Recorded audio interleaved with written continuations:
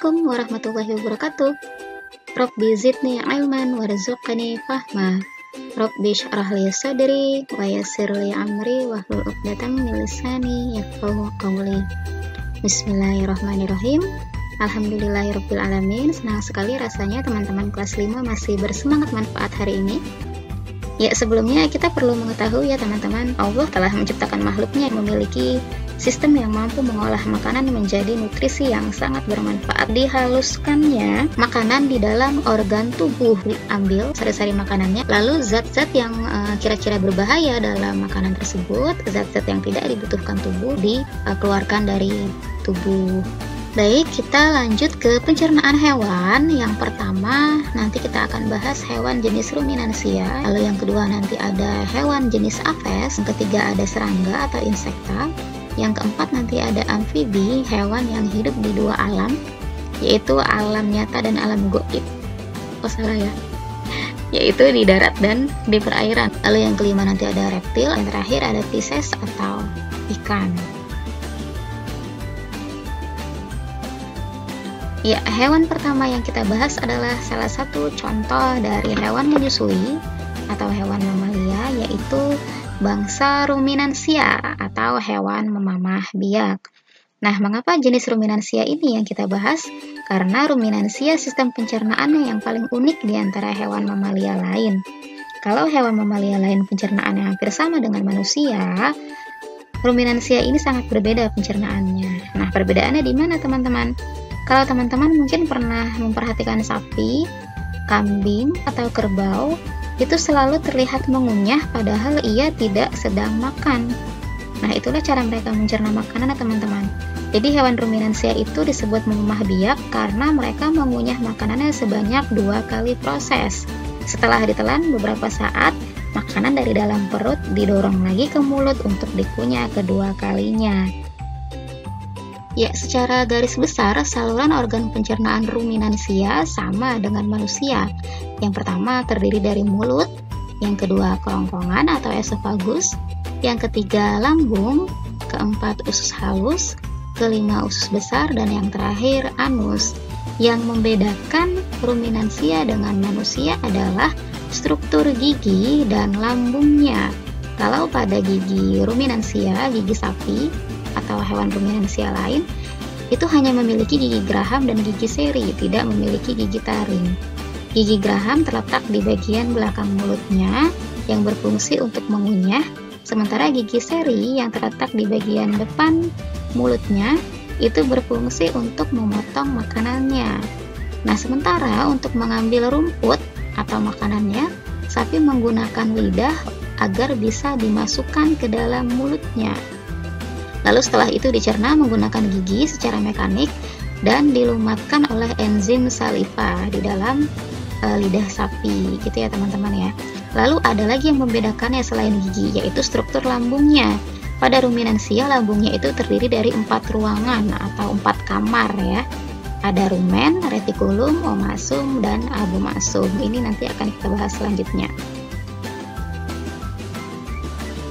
Ya, lambung kalau pada hewan lain atau manusia hanya terdiri dari 1 lambung. Sementara ruminansia, lambungnya itu terdiri dari 4. Kita bisa mengingatnya dengan ru, re, om, abo.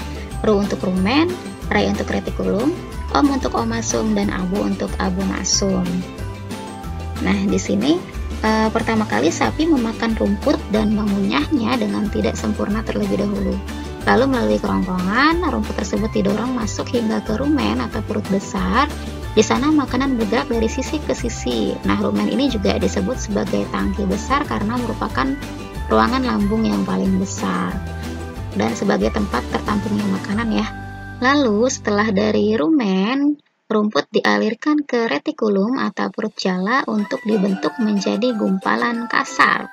Nah, gumpalan kasar ini kemudian didorong kembali ke rongga mulut untuk dikunyah kedua kalinya. Nah, pengunyahan kedua kali ini memungkinkan sapi untuk bisa menghancurkan makanan yang tidak biasa dimakan manusia seperti ranting, jerami gitu ya. Itu kan sulit untuk dicerna. Lalu setelah lebih halus, dialirkan lagi langsung ke omasum atau perut kitab untuk dikurangi kadar airnya. Nah, bagian yang pink ini adalah omasum ya. Setelah dikurangi kadar airnya, lalu dialirkan ke abomasum atau perut masam. Nah, disinilah lambung yang sebenarnya. Kenapa dinamakan lambung yang sebenarnya? Karena disinilah yang juga ada pada lambung manusia dan lambung hewan mamalia lain. Pencernaan sapi yang terdiri dari 2 tahap. Tahap yang pertama, makanan masuk ke dalam mulut untuk dikunyah oleh sapi, namun pengunyahannya belum sempurna ya. Lalu di dalam mulut ini terjadi pencernaan mekanik dan kimiawi.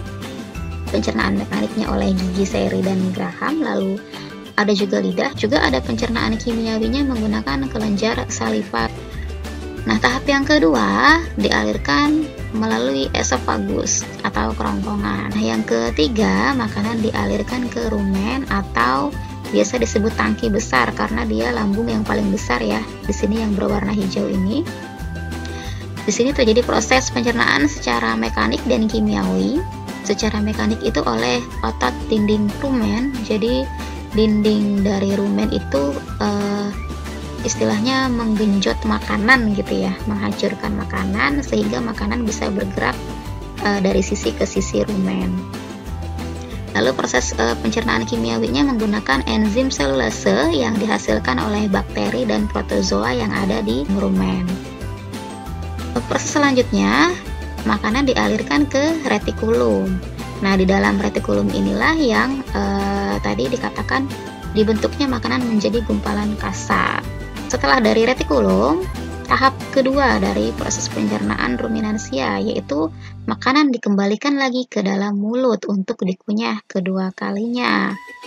Nah, mengunyah tahap 2 ini memungkinkan sapi untuk mencerna makanan yang manusia tidak biasa memakannya, yang sangat keras seperti ranting misalnya atau jerami. Lalu selanjutnya setelah dikunyah kembali langsung masuk ke omasum atau perut kitab.